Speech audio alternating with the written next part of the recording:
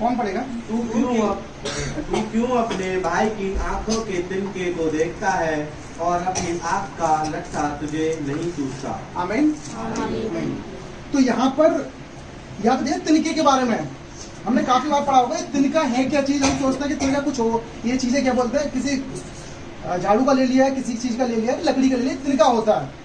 लेकिन आपको एक चीज बता देता हूँ, जब मैं ग्रीक लैंग्वेज पढ़ रहा था तो ग्रीक लैंग्वेज में इसको कार्पोस बोलते हैं। ये तिनका का जो वर्ड है हिंदी ट्रांसलेशन में इसको कार्पोस बोलते हैं। कार्पोस का मतलब होता है म्यूट। म्यूट का मतलब होता है डस्ट, यानी मट्टी। मट्टी, यहाँ जो वर्ड बोला गया है, तेरे जीवन में जो मट्टी होती है, मैं मट्टी का मतलब बताऊंगा मट्टी है क्या चीज। आप सुने और समझे कि मट्टी का मतलब क्या है। ये तिनका सिंपल ही नहीं है कि प्रभु परमेश्वर ने अपने मुंह से बोला, और जो सर्वशक्तिमान परमेश्वर मुंह से बोला और देन उसके बाद ऐसे हमने रैंडमली ले लिया, मींस ऐसे ही ले लिया हमने। ये तिनका है क्या चीज, और ये जो डस्ट है क्या चीज। डस्ट का जो हमारे जीवन में ये कार्य क्या करती है, जो डस्ट जो धूल होती है हमारे जीवन में क्यों ये इफेक्ट डालती है, जो हमें सिन में लेके जाती है। जो मैं कुछ लिख के लेके आया था, कुछ आत्मिक भाग लेके आया था, aspect of our life, means मैं बोलूंगा इसको आत्मिक 5 कुछ एक ऐसे मटेरियल लेके आया था। मैं आपके सामने पढ़ता हूँ। 5 हैं। बाइबल के अंदर गोल्ड आपने देखा होगा, सोने का जिक्र होता है बाइबल के अंदर। सोने का जो मतलब होता है स्पिरिचुअली, जो स्पिरिचुअली में देखो, आत्मिकता में देखोगे, वो होता है आवर प्रेसियस फेथ, मींस अनमोल तुम्हारा फेथ। प्रेसियस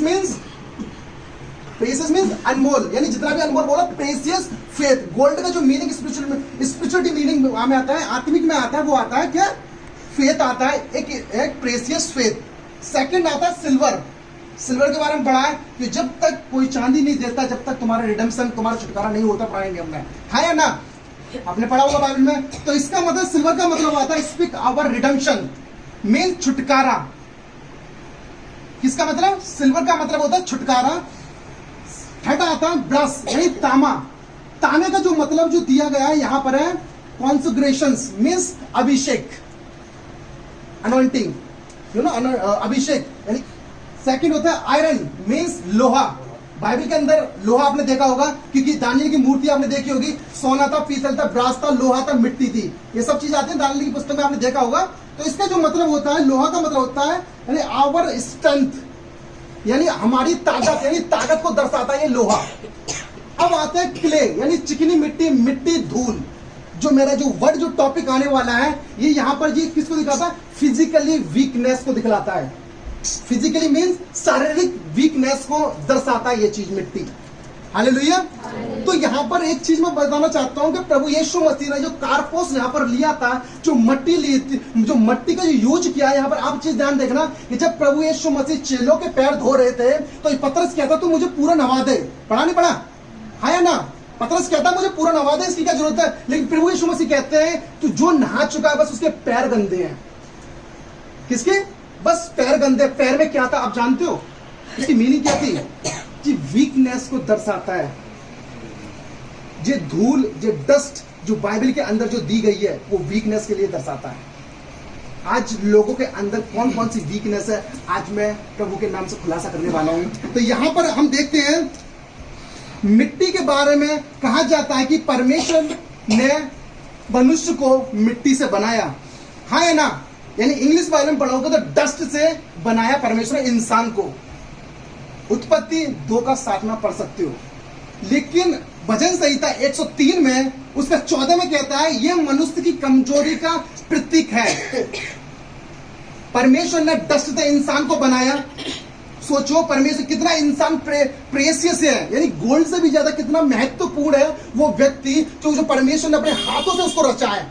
बाद में भजन संहिता जो दाऊद है, जो वो कहते हैं कि ये मट्टी है जो कमजोर करती है जो इंसान को, जिसके अंदर जो घुस जाती है, ये डस्ट जिसके अंदर घुस जाती है इसको कमजोर करती है। हालेलुया। तो यहाँ पर मैंने जो लिखा है, यहाँ पर देखा, मट्टी अपमान का प्रतीक है। जो डस्ट होता है, जो धूल होती है, वो अपमान का प्रतीक है। किसका? अपमान का प्रतीक है। ये बिल्लाप का प्रतीक है, यानी शोक और बिल्लाप का जो प्रतीक है। आप पढ़ सकते हो एक्ट्स यानी प्रवृत्ति काम 22 का 23 में पढ़ सकते हो। ये एक शोक का प्रतीक है, गहरे शोक का ये प्रतीक है। क्या चीज? मट्टी। दूसरा शमूएल 3 का तेरह का 16 आप पढ़ सकते हो। जब दाऊद को श्राप दिया गया तो दाऊद ने अपनी मट्टी डाली ऊपर और फेंक के जाता पहाड़ पर, हाँ या ना? हालेलुया। डस्ट जो मैंने मेहनत करी है नाइट में, तो ऐसा ना चली जाइए। डस्ट का मीन्स होता है कि जिस तुम्हारी वीकनेस को दर्शाता है, तुम्हारी कमजोरी को दर्शाता है, जहाँ पर बैठते हो, जिसके अंदर जो डस्ट होती है, मतलब जो मिट्टी होती है, जो गंदगी होती है, प्रभु यीशु मसीह तेरे आंखों में जो मिट्टी है, यानी तेरे जो शरीर में जो मिट्टी है, जो तेरे हृदय में जो माइंड में जो मिट्टी है, वो तुझे कमजोर करेगी। जहां जहां तू जाएगा तुझे फेलियर कर देगी।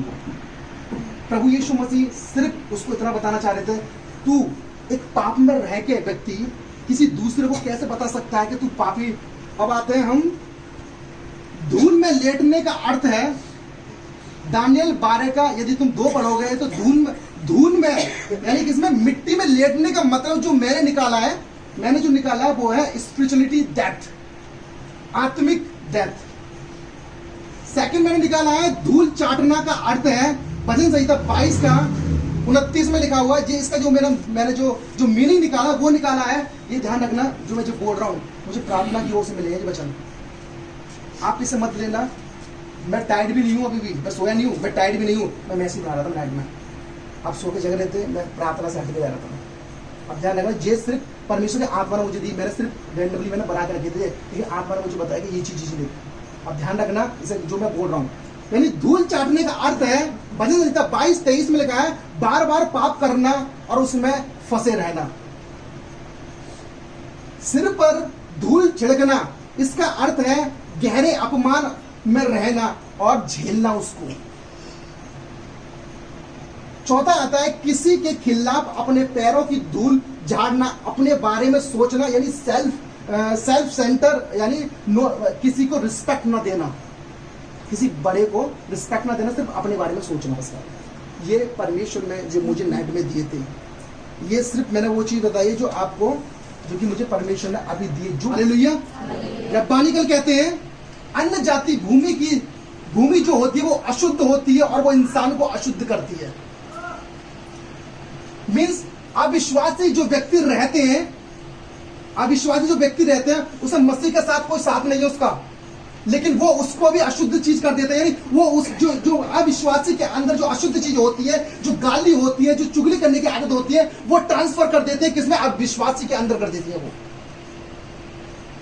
कौन कहता है, रब्बानिकल कौन थे, जो प्रभु यीशु मसीह के टाइम पर जो महागुरु थे ना, उनको रब्बानिकल बोलते हैं। ये मेरी खुद की स्टडी में स्टडी करता हूँ रब्बानिकल पर। सेकंड आता है अनबिलीवर, यानी डस्ट, उनके जो अनबिलीवर के अंदर जो डस्ट होता है, यानी जो विश्वास नहीं करते उनके अंदर, और ऐसे भी विश्वासी हैं जो विश्वास करते हैं लेकिन उनके अंदर ये डस्ट पाई जाती है। फर्स्ट आता है चुगली करना, सेकंड आता है गाली देना, तीसरा आता है ठट्टा करना, चौड़े पर खड़े रह के मजाक करना, ड्रिंक करना, रिस्पेक्ट, बड़े को आदर नहीं करना, और इन सब से विश्वासी हो जाता है इम्प्योर। हालेलुया। हाँ, मैंने आपको ये सारी चीजें बताई जो मैंने जो लिखा था यहाँ से, इन चीजों से लोग इम्प्योर होते हैं। आप समझ रहे हो मैं क्या कहना चाह रहा हूँ? जो व्यक्ति इन चीजों, मैंने 10 चीज लिखी, इसमें से 10 नहीं 7 चीज लिखी है मैंने। 7 चीज में जिसकी व्यक्ति के अंदर ये चीज पाए जाते हैं, आपको चीज बताता हूँ। भजन एक्ट्स यानी प्रवृत्ति काम 19 में यदि आप देखो, किस तरह स्टोरी पढ़ी आप ये बताओ, नहीं पढ़ी ना? ओके, आज मैं इस स्टोरी को मैं खुलासा करता हूँ, इसका स्टोरी का मतलब क्या चीज है ना। तो यहाँ पर याजक के 7 बेटे थे और पौलुस वहां पर वर्क करता है, परमेश्वर प्रचार करता है, सामर्थ्य काम में पौलुस दिखाता है कि पौलुस के पास कौन था, प्रभु यीशु मसीह। लेकिन पौलुस प्योर था यहाँ पर, यानी उसका मन शुद्ध था, तो पौलुस इसलिए वो क्या बोलते हैं, वहां पर अशुद्ध आत्माओं को डांटता था और निकालता था। हे बीमारी निकल जाए यीशु मसीह के नाम से, वो यीशु मसीह के नाम से निकलती थी। लेकिन आपको इच्छा बता देता हूं, सिकवा के 7 बेटे थे, यानी याजक था वो। 7 बेटे कहते हैं कि दुष्ट आत्मा के पास जाते हैं 7 बेटे और कहते हैं कि दुष्ट आत्मा निकल जाए यीशु मसीह के नाम से। जो पौलुस जिसका प्रचार करता है, दुष्ट आत्मा कहती है कौन है तू, दुष्ट आत्मा कहती है कौन है तू। आप सुनना, ग्रीक लैंग्वेज में नाम का मतलब, मेरे पीछे बोलो, अनोमा। ग्रीक लैंग्वेज में नाम का मतलब होता है अनोमा का मतलब क्या होता है, करेक्टर एंड अथॉरिटी। क्या सच में उन याजक के बच्चों के पास में, याजक के जो बच्चे थे उसके पास प्रभु यीशु मसीह का कैरेक्टर अथॉरिटी थी। आज लोग कितने हैं ना, मैंने सच मैंने अपनी आंखों से देखे हैं। जब मैं गांव में था, वो झिल रहे हैं, मुझे पवित्र आत्मा ने गाइड किया था, दारू में झिल रहे हैं करके, मुझे पवित्र आत्मा ने गाइड किया था, मैंने सर पकड़ा, वहां से निकल गया। मैं क्या बोलूँ इससे, मैं इससे अगर मैं कुछ बोल दिया ना लड़ जाएगा मुझसे, तो मीन्स मुझे ये बड़ा चुप करके वहां से निकल जाना चाहिए। अब सच बताओ, जो परमेश्वर का जो नाम लेते हैं ना प्रभु यीशु मसीह के नाम से, नाम का मतलब उसे रैंडमली यूज नहीं करते, एवे यूज नहीं करते, वहां सिर्फ परमेश्वर का कैरेक्टर यूज करते हैं। क्या सच में परमेश्वर का कैरेक्टर तुम्हारे पास है कि तुम दुष्ट आत्मा से बोलो निकल जाओ, चली जाओ? तुम्हारे घर से बोला, तुम्हारे घर में जो बीमारी है बोला प्रभु यीशु मसीह तेरे नाम से बोलती हूँ। नाम मतलब कैरेक्टर अथॉरिटी। क्या प्रभु यीशु मसीह की तुम्हारे पास अथॉरिटी है कि तुम उससे डांटो और निकल के चली जाओ वहां से? ये क्या दर्शाता है? अनोमा को दर्शाता है, यानी कैरेक्टर को दर्शाता है। आज लोग हैं, लोगों को पता नहीं है, ज्ञान के पीछे भाग रहे हैं, बारी के पीछे भाग रहे हैं। मैंने देखा, अपनी लाइफ में देखा है। मैंने जब मैं थियोलॉजिकल में मैं कॉलेज में गया था, तो मैंने सच बता रहा हूँ, मैंने परमेश्वर से सिर्फ एक ही चीज मांगा कि परमेश्वर मुझे ज्ञान दे, ज्ञान दो। मैं ज्ञान में इतना बढ़ता गया, छोटी छोटी बातों को मैं भूल गया। मैं छोटी छोटी बातों को भूल गया। मुझे ये भूल गया कि मुझे दूसरे की चुगली नहीं करनी चाहिए। हाँ, पहले मैं चुगली नहीं करता था, मैं गाली देता था, मैं ये कुछ नहीं करता, लेकिन मेरे अंदर एक एटीट्यूड था कि नहीं, क्योंकि मैं कुछ ज्यादा क्या था, मैं बचन पड़ता हूँ और मेरे पास ज्ञान बहुत है। जब परमेश्वर की आत्मा ने मुझे टच किया था ना, मैं सच बता रहा हूँ, जब मैंने पाप किया था तो मैं नाइट में गया, नाइट में छत में गया और छत में मैंने अपनी नाक निकली, मेरी गॉड मुझे माफ कर दिया। मैं सच बता रहा हूँ, उससे 2 घंटा मेरी और प्रार्थना बढ़ गई थी। हालेलुया। आप समझ रहे मैं क्या कह रहा हूँ? जब आप पाप करते हो, परमेश्वर का आत्मा आपसे हट जा, वो डस्ट आपके अंदर आ जाती है। सिकवा के 7 बेटे थे, वो याजक था, लेकिन उनका कैरेक्टर जानते हो क्या है? जहाँ भी मंदिर में आते थे, उन लड़कियों का हाथ डालते थे। जहाँ भी वो कलिसिया में जाते थे, लड़कियों को पूरी दृष्टि देखते थे, उनके साथ संबंध बनाने की सोचते थे। प्रभु यीशु मसीह का कैरेक्टर ऐसा नहीं था। प्रभु यीशु मसीह का कैरेक्टर ये नहीं है कि चुगली करके तू प्रार्थना करने जा, लड़ाई करके तू प्रार्थना करने जा, बिल्कुल नहीं था। प्रभु यीशु, प्रभु एक प्योर थे। जिस व्यक्ति के अंदर चुगली की आत्मा है, बुराई करने की आत्मा, उसके घर से कभी बुराई मिल जाती है और उसका जीवन शैतान उसको इस्तेमाल करता है, उसको पता ही नहीं रहती कि मुझे क्या खोल रहा हूँ। मुझे सच बता रहा हूँ, मुझे ऐसा लगता है कि क्या बंदे हैं जे, क्या लोग हैं जे, यानी चुगली करके अपने घर से। नीति वचन साफ कहता है, जो व्यक्ति चुगली करता है उसके घर से कभी बुराई खत्म नहीं होती, कभी खत्म नहीं होती। मैं सच बोल रहा हूं। जो डस्ट इंसानों का, यानी अब तो अविश्वासी के कारण में छोड़ो, विश्वास अविश्वासी तो मैं बात ही नहीं कर रहा। मैं क्रिश्चियंस लोगों की बात कर रहा हूं। जहां मैं जाता हूं उनके अंदर इतनी डस्ट भरी हुई है, इतनी गंदगी भरी हुई है। वो सोचते हैं बस खाली हमें बस बाइबल पढ़ रही है, तो क्वेश्चन उनके पास बहुत सारे हैं, लेकिन प्रार्थना की बोलते ना, 1 घंटा प्रार्थना करके दिखाओ, तो ठीक है, कुछ नहीं है उनकी। अब उनसे बोलो ना, फास्टिंग कितनी रखते हो? कुछ नहीं है। आप बोलो ना, बच्चे कितना पढ़ते तुम? कुछ नहीं है। क्वेश्चन ऐसे करेंगे कि भैया खुद ही स्वयं पास्टर बन चुके हैं। मैं सोच रहा, मैंने कि गॉड, मैंने क्या हो रहा है? मैंने कि यहोवा मुझे बता, मुझे कैसे ट्रीट करना है। मैं सच बोल रहा हूँ, आज मैं ना एक फैमिली के यहाँ पर गया था, यहाँ पर गया था, बुआ के यहाँ पर गया था। गॉड ने बोला तू जा, क्योंकि मैं कभी जाता नहीं, ऐसे मुंह डाल कभी नहीं जाऊँगा, कभी नहीं जाऊँगा। तो परमिशन नहीं बोलेगा ना, क्योंकि मैंने भाई साहब से पूछा, मैंने भाई साहब जी मुझे जाना चाहिए कि वहाँ पर क्या बोलते हैं इगलास में। भाई साहब कह रहे कि मुझे वचन तो दे दिया था, परमेश्वर ने बोला कि तू जहाँ जाएगा मैं तेरा परमेश्वर हूँ, तेरे काम को सिद्ध करूँगा मैं ठीक है मैंने परमेश्वर। लेकिन मैं सेटिस्फाई नहीं था इस चीज़ से कि परमेश्वर ने मुझे ऐसे बताया। मैंने कि प्रभु मैं जैसे मैं चाहता हूँ ना वैसे मुझे बता। मैंने 4-5 साइन मांगे, यहोवा ने उसी साइन को, और दूसरा साइन पता क्या था? मंडे और ट्यूसडे का था, जो लास्ट का साइन था। यहोवा ने बोला था कि तू जा। मैं वहाँ से मैंने सब पे कॉल कर दी, इवन ये फ्री नहीं थे, यहोवा के नाम से। मैं सच बता रहा हूँ, आज यहाँ पर आज मैं यहोवा के नाम से यहाँ पर जो डस्ट इंसान के अंदर भरी हुई है ना, लोग प्रार्थना करना, वो प्यार करना भूल गए। वो डस्ट को अपने अंदर लेते हैं, वो बीमारी को अंदर लेते हैं, उनको नहीं पता वो क्या चीज़ खो रहे हैं। हालेलुया। आपके 7 बेटों के आप जानते हो, एक याजक होता है, वो प्रीस्ट होता है। आप सोचो, प्रीस्ट है वो और वो क्या कहते हैं, दुष्ट आत्मा के पास गया, दुष्ट आत्मा उसको मारा, पीटा, नंगा करके भगा दिया। क्यों? कैरेक्टर नहीं था प्रभु यीशु मसीह का। आप कितनी प्रार्थना कर रहे हो? मैं सच बोल रहा हूँ, मेरा एक्सपीरियंस है, 6-7 घंटे का मेरा एक्सपीरियंस है अभी भी। मैं सच बोल रहा हूँ, प्रभु यीशु मसीह के नाम से कहता हूँ, घमंड करता हूँ प्रभु यीशु मसीह पे कि अनुग्रह से कि मैं करता हूँ। मेरी औकात नहीं थी, मैं जब जाता हूँ प्रार्थना में, मैं ना बोल दूँ परमेश्वर आई सरेंडर, मैं सब बोल देता हूँ परमेश्वर आई सरेंडर, मुझे प्रार्थना नहीं होगी।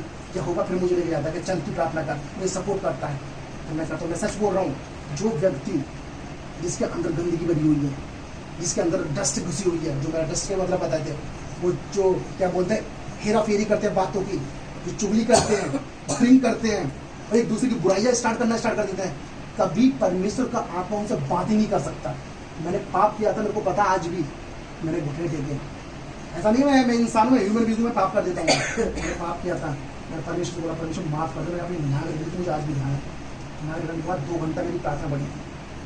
पता है क्यों? एक एक्शन मुझे दिखा रहा था कि तू जब एक्शन करेगा ना तू आगे बढ़ेगा, जो हुआ ने मुझे दिखाया। तो मैं बिगड़ रहा हूँ ना, चल रहा, मैं रियल में रिगड़ी, मैं सच बता रहा हूँ, मैं इसको शर्माता नहीं हूँ, मैं किसी के सामने शर्माता, मैं यहोवा के सामने मैं रिगड़ी तो रिगड़ी, इसमें मुझे 2 घंटा मुझे बढ़ाई मेरी प्रार्थना यहोवा। आप समझ सकते हो? आज लोग पता क्या करते हैं, प्रभु का नाम लेके चल देंगे, प्रचार लेके चल देंगे, उनको यही नहीं पता कि प्रभु क्या कहना चाहता हूँ, ये कॉलिंग को पता ही नहीं है, कॉलिंग किसी को नहीं पता, बस खाली मन में आई, जिज्ञासा आने के बाद उन्होंने प्रचार करना स्टार्ट कर दिया। आप प्रार्थना करो, 3 घंटे तो मैक्सिमम प्रार्थना करो, यदि तुम्हारे अंदर जिज्ञासा है प्रभु की। यदि आप 3 घंटे प्रार्थना नहीं कर रहे ना, मैं नहीं कह रहा कि तुम क्या कहते हैं कि पूरे दिन प्रार्थना करो, मैं नहीं कहता कि तुम 4 बार प्रार्थना करो, दिन में 3 बार प्रार्थना करो, नहीं, मैं कह रहा हूँ 1 दिन प्रार्थना करो, 1 बार प्रार्थना करो, लेकिन करो ऐसी कि तुम्हारी आत्मा बोलता है बस बस इतना ही, बस सच बोल रहा हूँ। जब तुम बोलोगे ना, लेकिन ऐसे विचार से बहुत दूर रहना, विचार बाइबल के अंदर कहीं है, वही डस्ट को कहलाता है, जो फिर चाहे ना डस्ट, जो मिट्टी वो धूल, वही मिट्टी को कहलाता है। हालेलुया।